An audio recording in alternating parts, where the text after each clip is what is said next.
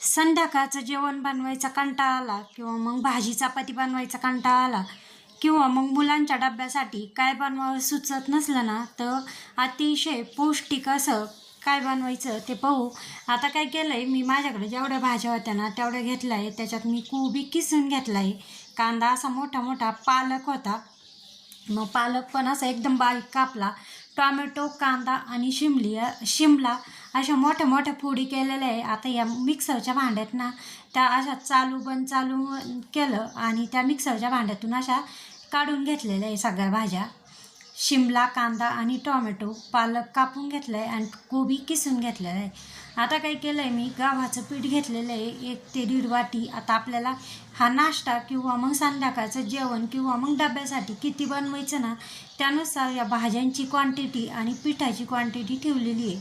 आता मी काय केलं आहे, इथं 3 जणांचा नाश्ता किंवा जेवण होईल एवढं मी असं 1.5 वाटी गव्हाचं पीठ, निम्मा वाटी बेसन पीठ, कापलेला कोबी जो आहे ना, हे किसलेला कोबी तो टाकला, कापलेला पालक टाकला आणि हे बघा अशा पद्धतीनं ना मी मिक्सरच्या भांड्यामधून छोट्या भांड्यातून असा हा भाजीपाला, कांदा, टोमॅटो, शिमला अशी मी काढून घेतलेली आहे. आता याच्यात ना चटपटपणा येण्यासाठी मी कापून घेतलेली मिरची 1 चमचा, असे हातावर चोळून जिरे घेतले, चिली फ्लेक्स घेतली आहे. आता चिली फ्लेक्स तिखट अंदाजानुसार, तिखट लहान मुलांना खायचं असलं तर थोडं टाकलं, पण या आपण जे बनवतो आहे ना त्यामध्ये एकदम छान दिसतं चिली फ्लेक्स. आणि आता हळद टाकलेली आहे, हळदीमुळं काय होतं, कलर पण छान येतो. आता थोडंसं लाल तिखट आणि आता ना चटपटीतपणा येण्यासाठी याच्यामध्ये ना आलं किसून घालायचं आहे थोडंसं. 1 चमचा, आपला पोह्याचा चमचा असतो ना तो आलं किसून घालायचं आहे, पण त्याआधी मी ना थोडासा हाताचा वावा घेतलेला आहे. आता एवढा आल्याचा तुकडा आहे ना निम्मा मी किसून घातलेला आहे. याच्यामुळं काय होतं की चव छान येते. आणि चवीनुसार मीठ आपण टाकून घेतलेलं आहे, 1 चमचा तेल टाकलेलं आहे. आता ना हे सगळं मिक्स केलेलं आहे. आता थोडं थोडं पाणी, जास्त घट्टही नाही आणि जास्त पातळही नाही, असं थोडं थोडं पाणी टाकून ना हे सगळं मिक्स केलेलं आहे.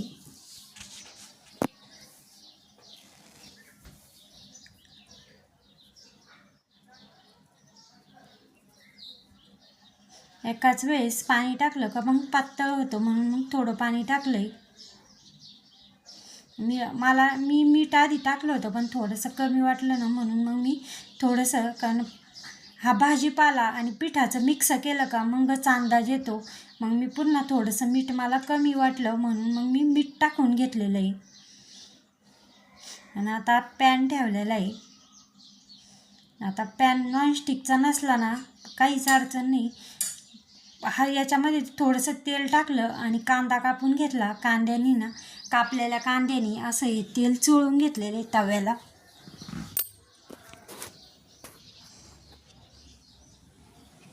याच्यामुळं काय होतं, नॉनस्टिकचा तवा किंवा नसला ना किंवा कुठलाही तवा घेतला तर काही चिटकत नाही. याला डोसे बनवा, उपवासाचे डोसे बनवा, काहीही बनवलं ना तर चिटकत नाही. आता हे थोडंसं पीठ, तवा तापलेला आहे आणि थोडंसं पीठ टाकलेलं आहे मी.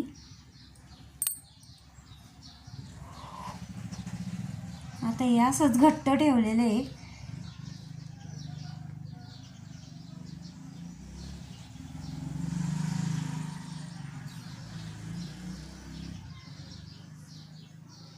असं घट्ट ठेवलं आणि असं सुकलं का मग असं पलटी द्यायचं, अजिबातही चिटकलं नाही आणि इतकं छान असं दिसतंय एकदम. आता भाज्या टाकलेल्या आहे त्याच्यामुळे त्याला असे वेगवेगळे कलर आलेले आहे ना, मस्त दिसतंय ते. आणि इतके झटपट पटपट फक्त कांदा लावला ना तव्याला का इतके झटपट हे निघाल, तवा सोडितं आणि भाजल्याही छान जातं. तेवढा चवीला आणि पौष्टिकता पण. आता या सगळ्या एवढ्या भाज्या तर काय आपण एका वेळेस खात नाही, किंवा मग काही भाज्या मुलं खात्या किंवा काही नाही खात. एवढं पौष्टिक, म्हणजे पालक तर पौष्टिक आहेच, पालक, शिमला, कांदा, टोमॅटो आणि गव्हाच्या पिठाचा हा नाश्ता केलेला आहे. त्याच्यात थोडंसं बेसन पीठ टाकलेलं आहे आणि हा बघा इतकं मस्त असा याला कलर आला आहे ना हळदीमुळं. आणि थोडंसं बेसन पीठ काय गव्हाचं पीठ असलं ना की ते चिटकलं जातं म्हणून थोडंसं बेसन पीठ टाकलेलं आहे. इतकं मस्त असा मऊ लुसलुशीत. याच्यासोबत एखादी चटणी किंवा नसलं ना फक्त लोणचं किंवा मग आपलं टोमॅटो सॉस दिला ना इतका छान असा हा नाश्ता होतो. आता याच पद्धतीने सगळे जे आहे ना ते बनवून घेऊ. आता मी एक छोटा केलेला आहे. आता मी ना मोठा बनवते. मोठासुद्धा अजिबात तुटल्या जात नाही किंवा मग चिटकत नाही.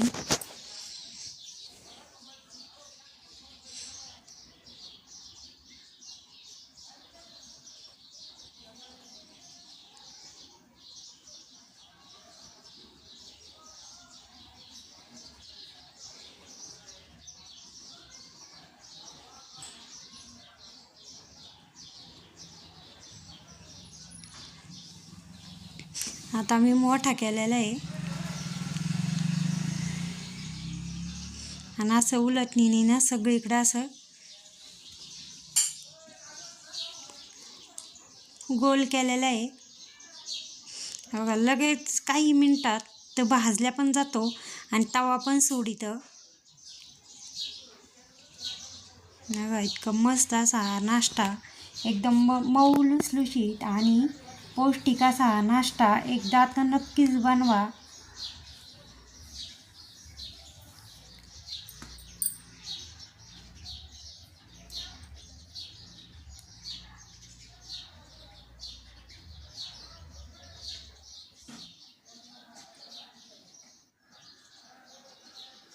आता याच पद्धतीने मी सगळे बनवून घेते. आता हा तर त्याच्यापेक्षा मोठा बनवते पण एकही चिटकत नाही.